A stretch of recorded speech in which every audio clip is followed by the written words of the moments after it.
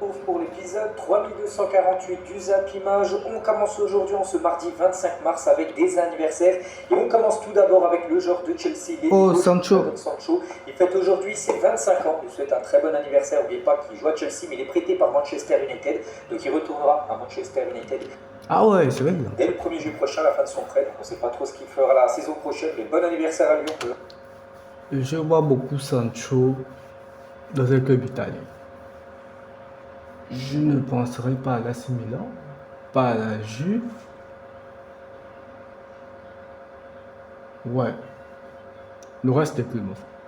L'Inter, le Napoli, la Fiorentina. Oui, je vois qui peut percer en Italie. Vraiment percer en Italie. Bon, maintenant, s'il veut venir en Espagne, bon, il y a Séville qui accueille tout le monde. Séville est sur une balance, une pente descendante. Il y a aussi Valence un peu qui a besoin de joueurs. Tous les autres joueurs également qui fêtent leur sport. Donc c'est toujours la trêve internationale. Et tiens, il y avait l'équipe de France Esport qui joue contre la Slovaquie Esport. C'est un match amical pour préparer l'Euro Esport qui aura lieu dans quelques semaines. Ça sera l'été prochain.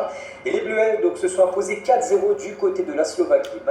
De Arnaud Kalimundo. Donc magnifique victoire bien sûr de l'équipe de France. L'Angleterre qui jouait contre la Lettonie. Et victoire tranquille bien sûr des Anglais 3-0.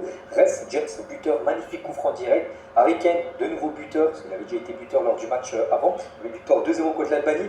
Et Eze qui a marqué son premier but avec la C'est qui Eze?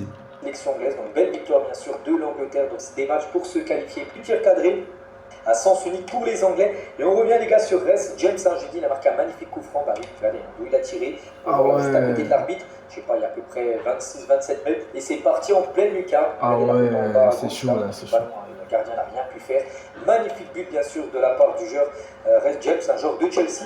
Et première titularisation avec l'Angleterre depuis le 26 septembre 2022. Ça faisait 3 ans en gros qu'il n'avait pas été titulaire avec l'Angleterre. Parce que là souvent, en plus avec surtout c'est Thomas Tuchel qui a voulu le relancer. Parce que ça faisait 2 ans et demi, voire 3 ans qu'il n'avait pas joué. Il était titularisé avec l'Angleterre parce que Thomas Tuchel le connaît, vu qu'il l'avait coaché du côté de Chelsea il y a quelques années. Et concernant Eze, donc lui inscrit son premier but en sélection, donc félicitations aussi à ce joueur anglais bien sûr, premier but pour lui du côté des Lions. Bon, alors aussi Lituanie, Samarin, la petite nation au classement FIFA, et l'Albanie s'est imposée c'est Samarin. Future Coupe du Monde. Aujourd'hui encore des matchs, les derniers. Donc aujourd'hui, donc aujourd'hui, enfin, c'était hier, vu que oui, c'était hier. Hier, ça dépend, parce que les matchs se passent en réalité, là je sais pas. J'ai pas de notion du temps, les gars, là je sais pas. En tout cas, il y a Gibraltar qui joue. Là c'est Gibraltar. Gibraltar, c'est eux qui avaient fait 14-1 face à la France. Ouais. Il y a Charlotte qui joue face à l'Israël. Ici. Et le pays des Gareth Bale n'est plus là-bas qui joue face à Macédoine. Sur de se qualifier pour la future Coupe du Monde, on commence tout d'abord avec les champions d'Afrique en titre. La Côte d'Ivoire qui joue contre la Gambie. Des petites victoires, mais victoires importantes. Victoire 1-0 de la Côte d'Ivoire. C'est bien évidemment Sébastien Haller au bout de 15 minutes de jeu qui a marqué d'Ivoire. 5 tirs pour la Côte d'Ivoire que les Gambiens. Et concernant cette équipe de la Côte d'Ivoire bien partie pour se qualifier pour la future Coupe, évidemment premier. 2-0, donc le ticket pour la Coupe du Monde 2026 est en très bonne voie pour les Tunisiens. C'est un premier. Attends, ça veut dire que. Attends, ça veut dire quoi? Ça veut dire que le prochain match, la Côte d'Ivoire, il sera contre le Gabon? Non, ils ont d'abord. Non, pas encore. Oui? Non, attendez. Attends.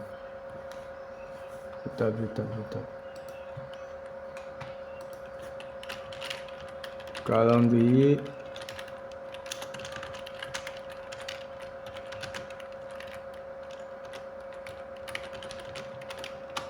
Non mais les gars, c'est important.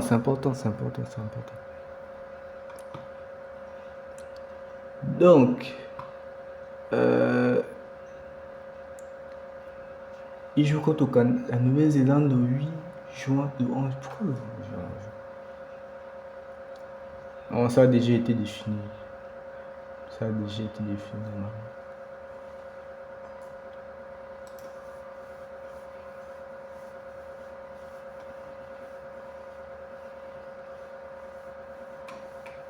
Mais ça a déjà été défini, moi, c'est de quoi je parle. Ça devait être la prochaine trêve.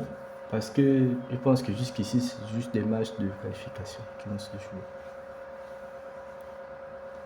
Après ce que je sais. Eh ben non. Il y a des matchs amicaux. Pourquoi, je ne sais pas. En tout cas, prochain match, effectivement, c'est contre Gabon à la prochaine trêve. À la prochaine trêve. Ça veut dire que nous aussi. Attends d'abord. Voyez, si ils jouent des matchs, ça veut dire que nous aussi on joue des matchs amicaux. On affronte.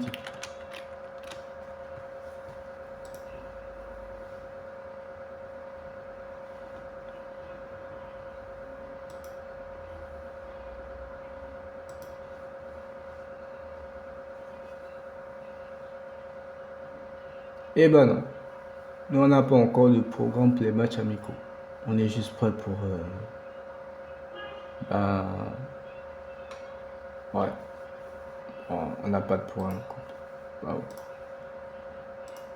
Leur poule. Il y avait également la Tunisie qui jouait contre Malawi hier et la Tunisie s'est imposée 2-0. Ah, le Malawi. Donc le ticket pour la Coupe du Monde, 2 tirs, 10 tirs. Donc 6 matchs, 5 victoires, 1 nul, 9 buts marqués, 0 but également concédé pour cette équipe. Pas qu'ici, fin d'année, ils n'ont pas réussi à se qualifier. Mais peut-être ils ont tout misé, on va dire, sur les éliminatoires de la Coupe du Monde pour jouer le mondial l'année prochaine. Donc la victoire 3-0 pour eux, ils font un grand pas vers la Coupe du Monde 2026 avec un doublé de Thomas Partey, le milieu d'Arsenal qui a été double buteur. Et Mohamed Kudus a également marqué lors de cette rencontre. Donc belle victoire bien sûr du Ghana. Et à noter que sur les 3 buts, donc le doublé de Partey et le but de Kudus, donc comment dire, Jordan Ayew. Ah ouais, il fait des passes. Ah ouais, c'est quand même, c'est pas rien. Oh les frères Ayew. Mon agenda ressemblait à ça. Aujourd'hui, il ressemble plutôt à ça. Et pourtant... C'est que le Ghana, du coup, avec cette victoire, met un plus 6 au Mali, parce que dans ce groupe, les gars, il y a le Ghana et le Mali qui vont viser la première place pour se qualifier. Match nul contre la Centrafrique, donc ça, c'est pas une bonne nouvelle pour les Maliens. Ah ouais. Donc, voilà, 0-0, mais 0 but marqué, le Mali. Il y avait également le Burkina Faso qui s'est imposé 2-1 du côté de la Guinée-Bissau. Il revient provisoirement à 2 points de l'Égypte. Ultra efficace. À cette équipe, on va parler de l'Éthiopie qui a réalisé le gros score. L'Éthiopie a tapé le Djibouti 6-1. L'Éthiopie a tapé le Djibouti 6-1. L'Éthiopie a tapé le Djibouti 6-1. Non, les gars. Dans ce continent, un triplé de joueurs, donc un triple pour les deux, pour Nassir triplé et pour Desta. Plus tard, je crois que j'ai parlé de quasiment tous les matchs. Je crois un partout contre la. C'est les derniers matchs sur le continent africain pour citer toutes les rencontres Mauritanie. Et concernant une rencontre Cameroun-Libye, et du côté du Cameroun, les gars, Vincent Boubacar, qui est la star de l'équipe, enfin, voilà, un joueur avec beaucoup d'expérience, le capitaine, donc il appelle au calme au nom de tous ses coéquipiers pour le foot camerounais. Donc les joueurs veulent mettre fin aux tensions et s'unir derrière leur coach, parce qu'actuellement il y a des tensions par rapport que le coach est beaucoup visé. En gros, il y en a beaucoup qui aimeraient qu'il y ait un nouveau coach du côté de la sélection camerounaise. Donc Aboubacar, il a fait une petite conférence de presse avec tous ses collègues camerounais pour dire, il a apaisé les tensions pour dire, voilà, on a un coach et ça se passe bien pour l'instant. On espère que ça sera la victoire pour eux. Et voilà, il a appelé au calme tout simplement. Vincent Aboubacar. On va parler d'un match, j'ai dit, tiens, ils sont l'Algérie contre la Mozambique, c'est ce soir 22h. C'est un beau match, hein. Donc l'affiche promet. Donc... Ah ouais.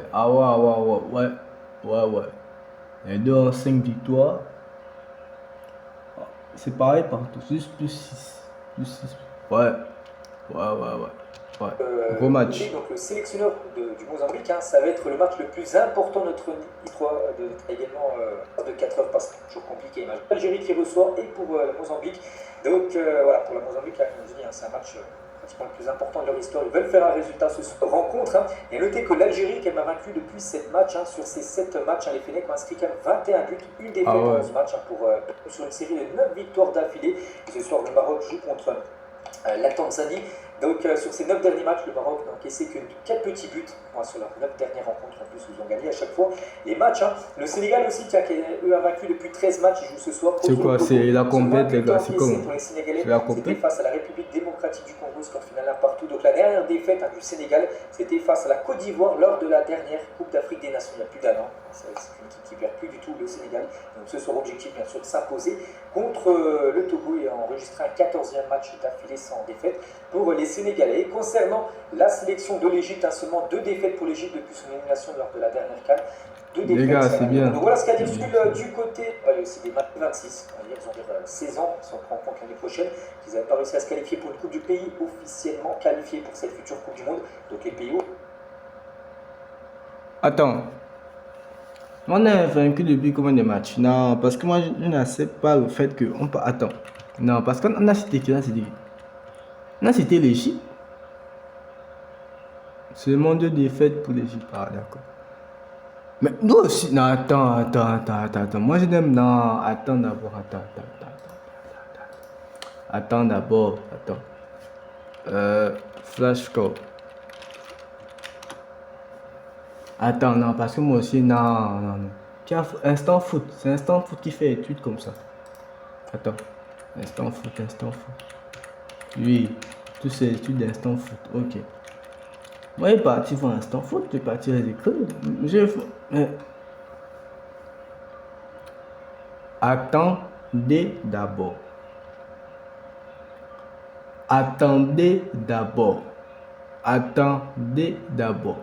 Moi, je n'aime pas les choses comme ça. L'Argentine a tapé au Brésil 4-1. Et que?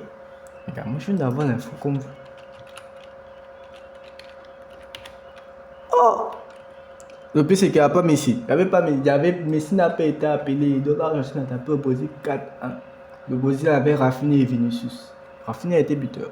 Ah, je sais pas. Ah, c'est une news de demain, les gars. C'est une news de demain. Donc, oui.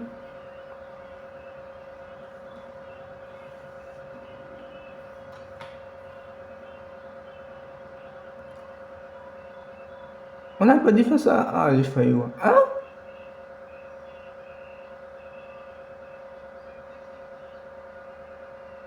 Mais attends, ça c'est quoi? Non, c'est quoi?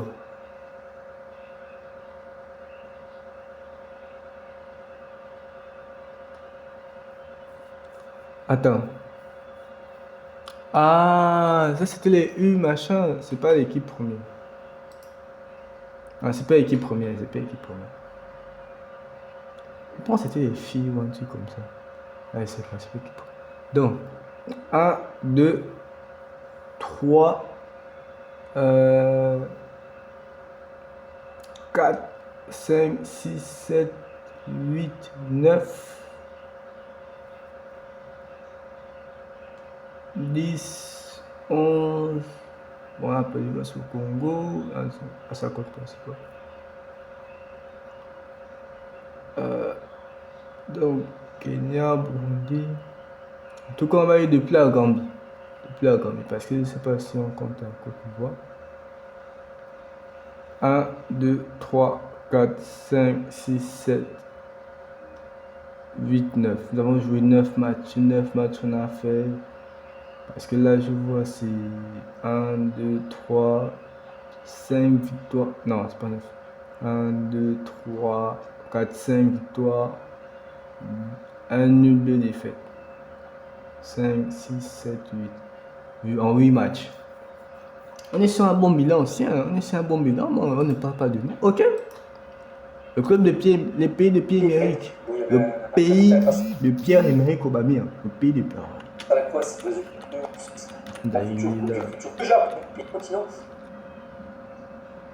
Ah, donc on vous a tapé 4-1.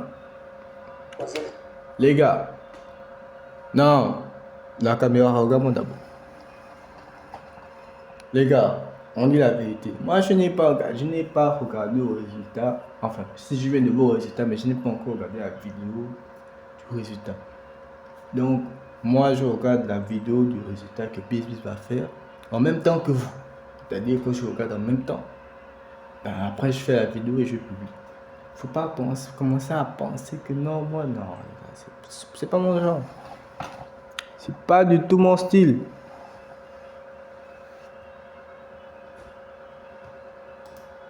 Journée des éliminatoires sur le continent sud-américain. Donc il y aura Bolivie, Uruguay. Ce soir, il y aura la Colombie contre le Paraguay, le Venezuela contre le Pérou, le Chili, le Zère, j'espère en plus contre le...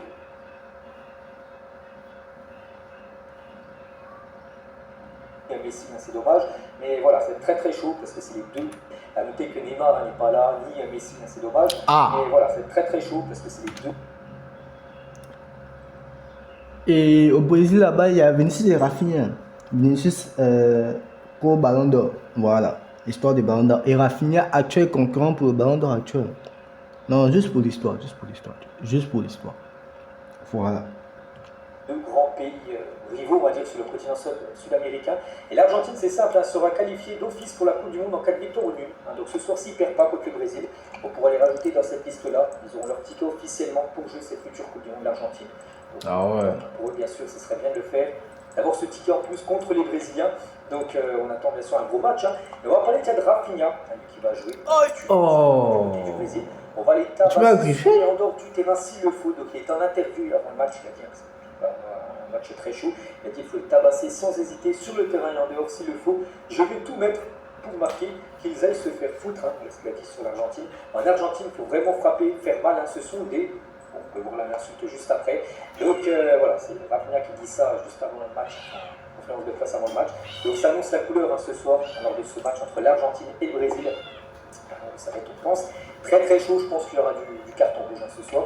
C'est quasiment sûr. Et tiens, en parlant de Rafinha, donc il fait partie des meilleurs buteurs actuellement des éliminatoires de la Coupe du Monde. Donc Rafinha qui est au même niveau que tous ces joueurs-là, Luis Diaz, Nunez, 5 buts.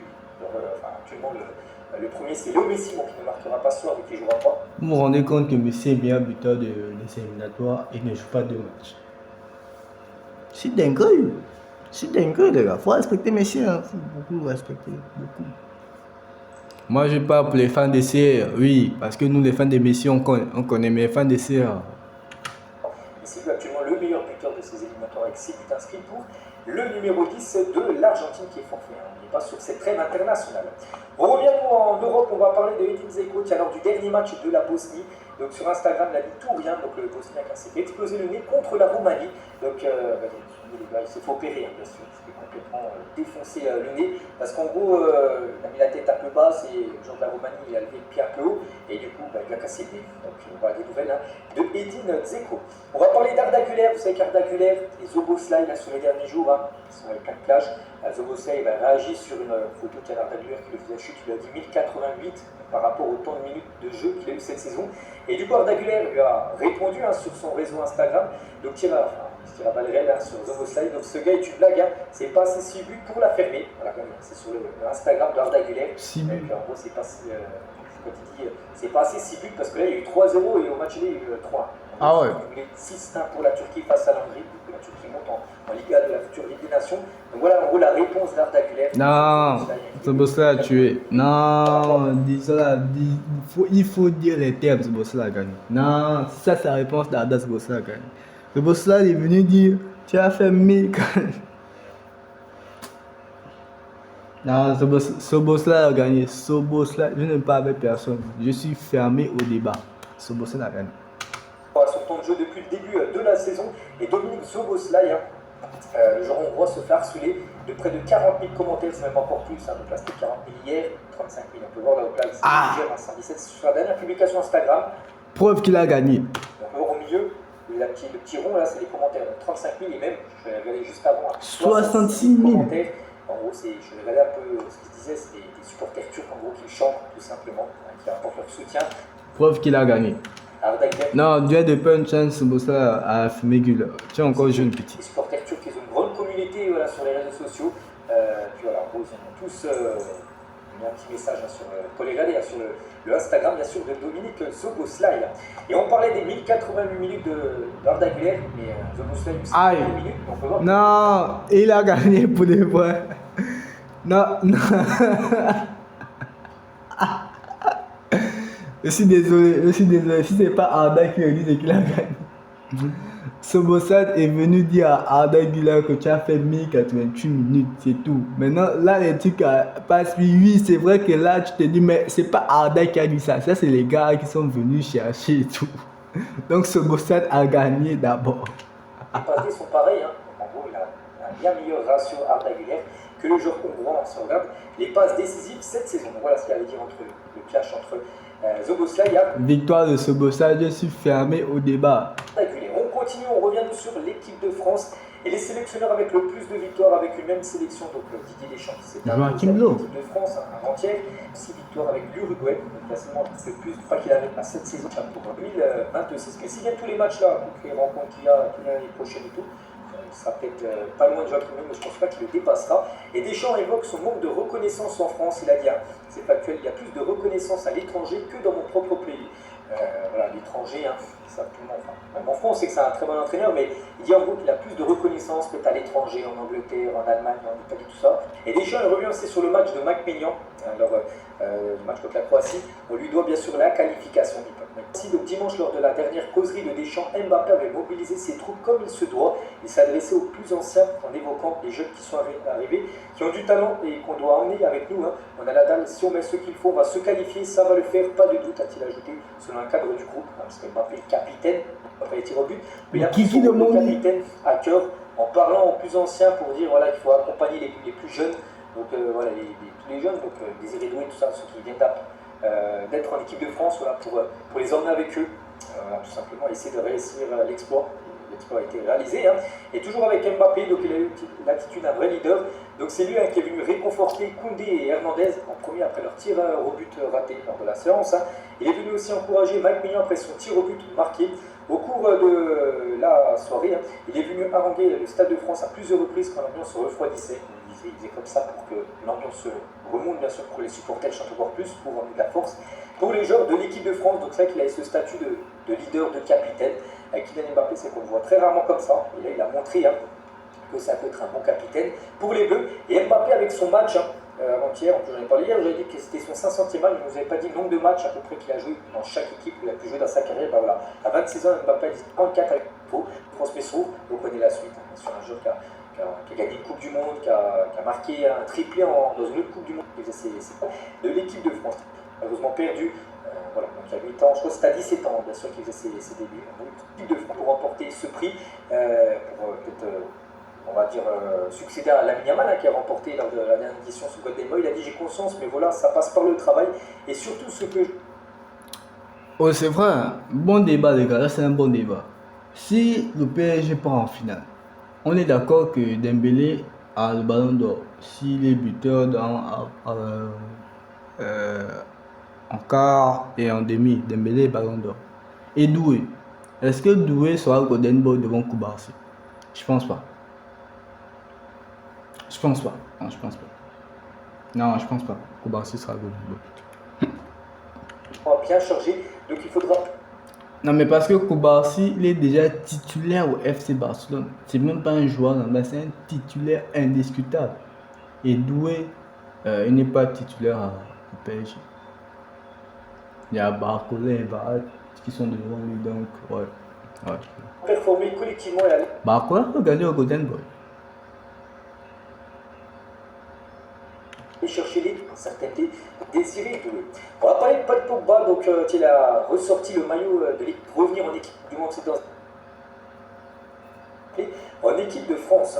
Toujours tiens sur le match contre la Croatie, à noter que 7 supporters de la Croatie en garde à vue juste à la fin de la rencontre. On va parler cette fois-ci de Pedri, qui est un journaliste après la qualification de l'Espagne au tir au but également.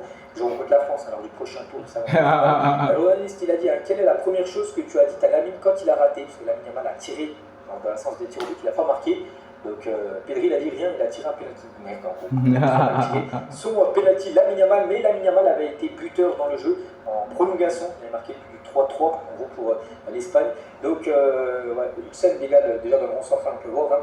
Magnifique passe D. Et Lamine Yamal, comment il a emmené le ballon avec lui, donc la petite extérieure voilà, du pied gauche, hein, qui a parfaitement le ballon. Pourquoi? Juste après Lamine Yamal. Quel joueur, hein, bien sûr. Aïe. Le jeune espagnol. N'oubliez pas concernant les groupes pour se qualifier pour la future Coupe du Monde, hein, on avait parlé de la France avec l'Ukraine, l'Islande, l'Allemagne avec la Slovaquie, l'Irlande du Nord, le Luxembourg, la Suisse, la Suède et la Slovénie et le Kosovo, le Danemark, la Grèce, l'Écosse et la Biélorussie, la France, l'Islande et l'Azerbaïdjan, l'Espagne, la Turquie, la Géorgie, la Bulgarie, Portugal, la Hongrie, la République d'Iran et l'Arménie. Donc, groupe de d'abord le groupe E, de l'Espagne, la Turquie et la Géorgie. En Bulgarie aussi. Juste à côté, tiens, Espagne, Turquie, Géorgie. L'Angleterre est où?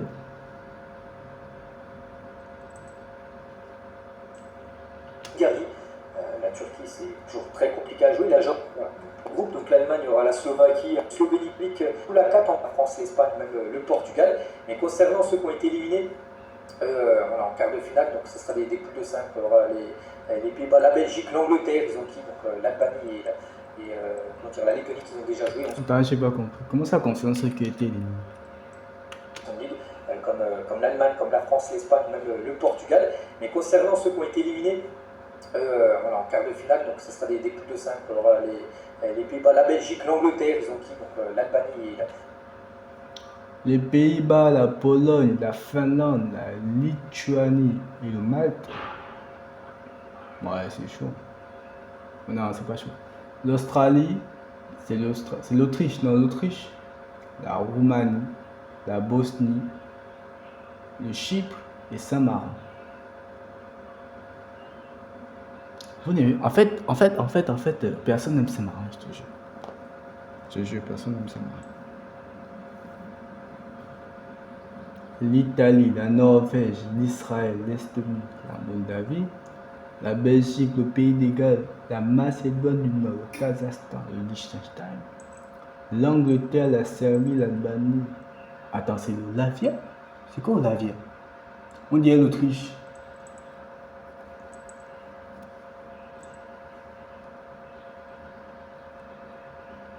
Andorra, non là je connais pas le pays les gars. Je connais pas le drapeau non plus. La Croatie, la République tchèque, le Monténégro. La quoi? La FAT Irlande. Non, là il faut qu'il y ait étape pour voir la traduction. Là je sais pas. En vrai je sais pas. Et le Gibraltar.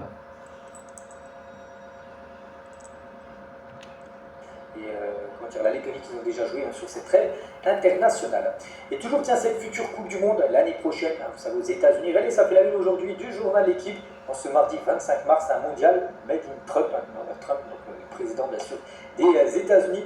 Donc Donald Trump s'approprie le mondial avec le soutien de la FIFA au détriment des autres pays co-organisateurs. Le Canada et le Mexique en attendant, ils jouent à Los Angeles en 2028. Donc, on a son visage dans le plein milieu de la Coupe du Monde. Et en parlant de une Coupe du Monde l'année prochaine, 2026, on sait c'est dans 3 pays, mais la Coupe du Monde, vous savez, 2034, donc après il y aura celle 2030 qui se jouera en Espagne, au Portugal et au Maroc, hein, c'est officiel. Et après, la prochaine, 4 ans après, ça sera en Arabie Saoudite. Et un travailleur pakistanais est décédé sur un chantier de la Coupe du Monde 2034 en Arabie Saoudite. Il s'agit du stade Aramco Al-Kuba, parce qu'actuellement les stades sont construits du côté de l'Arabie Saoudite pour cette Coupe du Monde qui aura lieu maintenant.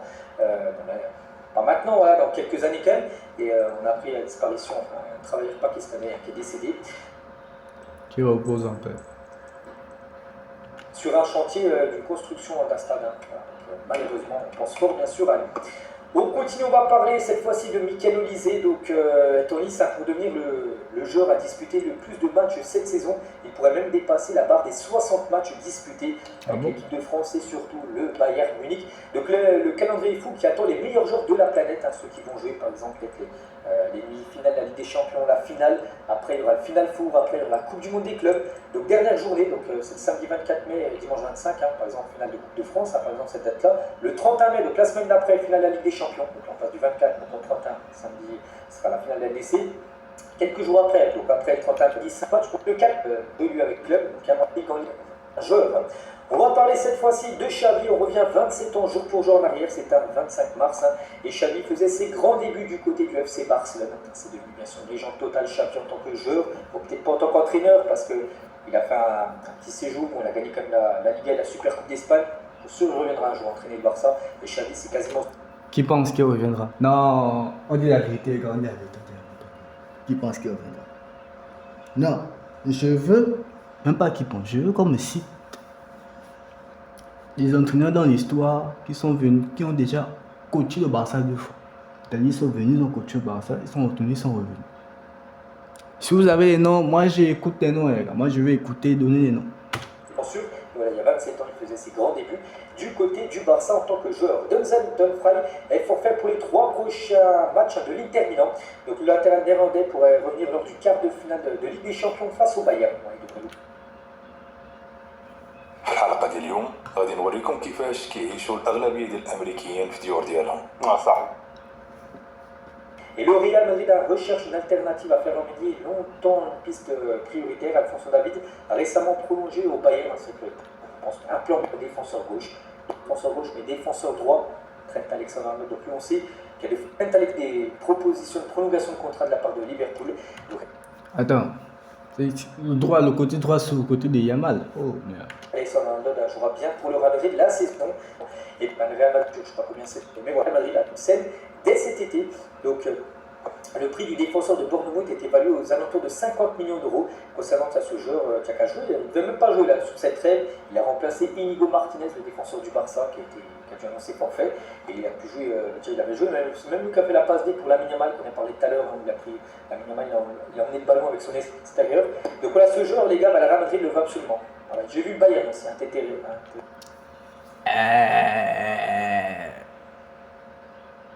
Je n'aime pas ce que non, je n'aime pas ce que Real fait. Je n'aime vraiment pas ce que Real fait. Real fait non, ils veulent non. Ils veulent recruter des joueurs d'Espagne. Non, les gars. Ils étaient déjà sur la piste au Rodri. Tu vois, là ils veulent maintenant. Bon, tous les gars qui sont en Espagne, qui sont pour Barça, Real, venez d'abord chez nous.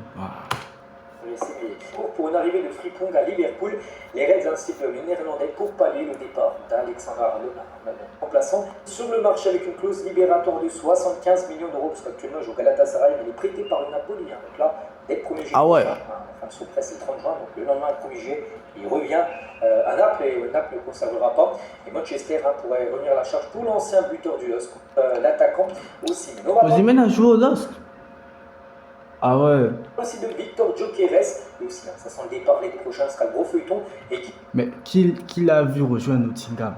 Il va partir à Arsenal. Il travaille sportif, on connaît la joueur, parce qu'il est champion belge, quasiment sûr pour Gyökeres. Concernant Florian Wirtz, le Bayern Munich et Manchester City, de toute façon depuis longtemps, à chaque fois quand je vois des rumeurs sur Wirtz, c'est un des deux, donc soit le Bayern, soit City, donc les deux sont très intéressés. Je pense qu'il y aura City parce qu'au Bayern, déjà Musiala. Et City est sur Musiala aussi, je pense. City est sur Musiala, je ne sais pas. Sur Parville, le club allemand. Selon un arrêté de la préfecture de la Loire publié ce lundi, donc les supporters du PSG sont interdits de déplacement pour le match de la 27e journée de Ligue 1 contre Saint-Etienne. Donc c'est samedi à Saint-Etienne. 19h, une semaine en gros, qui avait un documentaire sur Nasser, le président du PSG, qui va bientôt sortir. Et ben voilà, c'est demain, c'est plutôt après-demain, vous voulez. Jeudi 27 mars à 21h. Il tient toujours du côté du Paris Saint-Germain. Et selon Sport, 5 joueurs sont potentiellement sur le départ cet été au PSG. Ces 5-là, donc Donnarumma déjà, vous savez qu'on se souvient de ce match exceptionnel lors du match retour contre Liverpool, mais pas sûr qu'il restera, mais pas qu'il reste un an de contrat. 2026, et c'est pas si prompt. Non, je ne comprends pas Donnarumma. Lucas Hernandez, oui, je comprends. Colomwani, j'ai pas dit. Colomwani, oui, je comprends. Ramos, non, je comprends pas. Asensio, oui, je comprends. Donnarumma, non, je comprends pas. Ensuite, Aston Villa, et sur dans un Hernandez du côté. Bien évidemment.